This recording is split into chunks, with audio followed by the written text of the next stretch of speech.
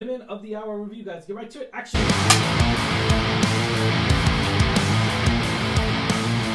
What's going on, Alamo City Movie Talk fans? As always, I'm your host, Ryan D, aka Ryan680, and this is Alamo City Movie Talk. First and foremost, thank you guys. Thank you so much for watching. Thanks so much for clicking that video. And you know what to do, guys. Like, share, subscribe, and let's get right to it. Today, I am talking about, of course, as a film that I was very, very interested in, very attracted to and everything, because of the fact that I love it when actors or actresses and all this stuff, like where they take on a new role, a new side of the camera, if you will. And I love it when actors or actresses really make their directorial debut. And without further ado, this is my review of Woman of the Hour, directed by Anna Kendrick. And I gotta admit, though, you know, this is definitely a movie that I was very interested in. But hey, let's get right to it. Directed and starring Anna Kendrick, by the way, is a crime thriller based on the true story of Rodney, a serial killer who appeared as a contest on the 1970s TV show The Dating Game. In the film, Anna Kendrick portrays Charlie Bradshaw, the bachelorette, who unknowingly chooses her match, only to later discover his dark and deadly secret. The movie explores the interaction of the charm, deception, and violence, and has received strong reviews for its handling of this chilling real life event. And without further ado, guys, it's actually Rotten Tomatoes right now, it's currently 90%, and on audience score it's actually 70% on Rotten Tomatoes, by the way. But let's get right to it, guys. One of the first and foremost things I do want to say is that this movie is really, really good. There's a lot of moments in this film where you're kind of like drawn into the way to where, like, the serial killer, really how he was charming, and I love how they really touched up on that. But the main story was that the main story is like the serial killer, but the main story is, and I mean, it's not really a spoiler because, you know, this is not like a superhero movie or anything, so I'm gonna go out and say it. The main spoiler in this movie is the fact that it's crazy how this guy, this male, had so much to get away with. He has an unknown record of killing so many women, and he got away with it every single time with the law and everything. He was arrested a few times. We got that a little of the captions at the very end of the film. And it's very astonishing to me how he was still able, you know, to escape and everything. And so it was very, very nerve-wracking, very, very a thriller, because you're hoping this asshole really gets what's coming to him, and you really get into this film and everything. I'm not too familiar of this story, by the way, guys, so I was learning as I go, and then I come to find out, just like we do at the Movie Talk channel here with me and my wife, that usually 9 times out of 10, if we haven't heard of the story, we were kind of heard brief, you know, summaries of the story, we usually will Google, we'll usually look up stuff. So in this case, I had to look up a few things, and I was like, wow, he was arrested a few times and he still got away with it. But anyways, going back into the way this film was directed and it was filmed and everything, I gotta admit, this movie is charming, what to say. Anna Kendrick just brings on this presence on camera that just really, really is mesmerizing, because she has this ensemble of just like creating this quirky backlash towards male objects, and you really get a sense of that in this movie. And I love that, because you really get to see, especially the time period that it's at, where males are more dominant towards showcases, towards cinema and everything. And it was very different back then.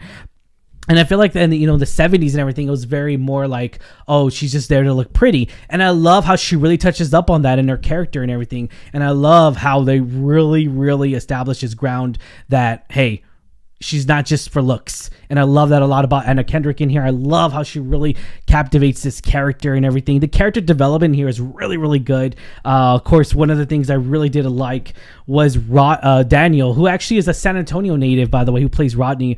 I thought he was really, really good.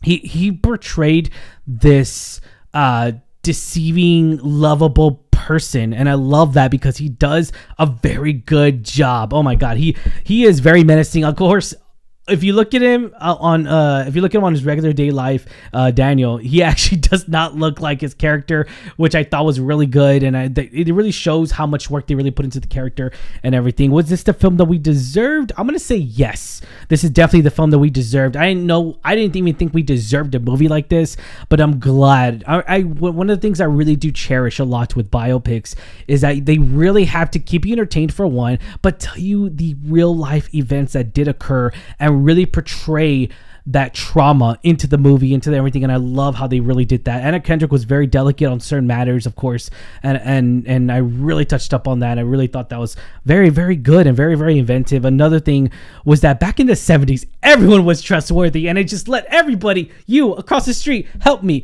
you there, help me, and it was a very trustworthy system back then, and I get it, but it's crazy to me. It's like the joke I always say, oh, that's back in the 90s. Whenever we see films like that, I mean, I grew up in the 90s, in the early 2000s, so like I was a 90s baby. I was 92, and we didn't lock front doors. I'm gonna admit it. We didn't lock the front door, or we didn't lock our car doors. I'll admit it. Obviously, the early 2000s changed all that, and so.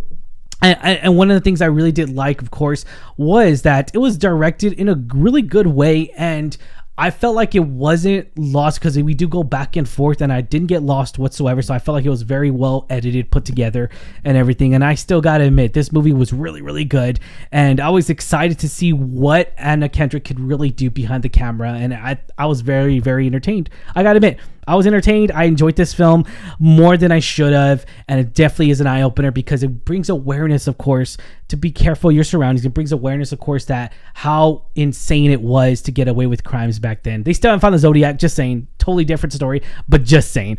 All right, guys, the question is for you guys. Don't not forget, let me know what y'all think of Woman of the Hour. Let me know in the comments down below, because this was definitely chilling. Was it keeping me at the edge of my seat? Yes, at some points of the time. Not the whole movie, not as bad as Smile 2, but I was very entertained, very, very much so. But one of the things I do want to touch up on as well, of course, was I love the color schemes in here because it really brought us into that 70s nostalgia era, and I really did love that. I really loved Anna Kendrick's facial expressions because back then women weren't I mean, that's not like they weren't allowed to, but they really weren't. It wasn't spoken of to speak out loudish towards out loud to men, if that makes any sense. You know what I'm talking about. But needless to say, I was very, very, very surprised at her facial expressions, and she really captivates you in this movie and everything. But yeah, I really was. I enjoyed this film. I really did. I'm not going to lie. And this was definitely a good directorial debut for Anna Kendrick. And I cannot wait for more movies of her. And also, I'm a fan of directing and starring in films. It's a lot of work, guys. I got to admit, I've never done it, but I know it's a lot of work. But anyways, like, share, subscribe. And questions for you guys. Let me know what y'all think of the comments down below. Let me know what y'all think of this Netflix film. And I'm sad this movie wasn't premiered in theaters. I really wish it was. Rating 1 out of 10. 10 being the highest. I'm going to have to give us a solid 7.5 out of 10, guys. 7.5 out of 10. Be sure to like, share, subscribe as always. And I do recommend this movie if you haven't, if you're into that crime, if you're into this particular crime, or particular just like crime thriller movies. I cannot express this enough. This is a really good pick for you guys if you are into that true crime period drama piece, which I really do love and enjoy. And so, but again, leave me in the comments down below if you like this movie, or if I'm in the minority. Maybe I don't like. Maybe not everyone loved this movie. I really enjoyed it, and I had a grand time. I just wish it was in the theater. Have a good one, guys. Stay safe. Like, share, subscribe. Catch you at the movies. Latest.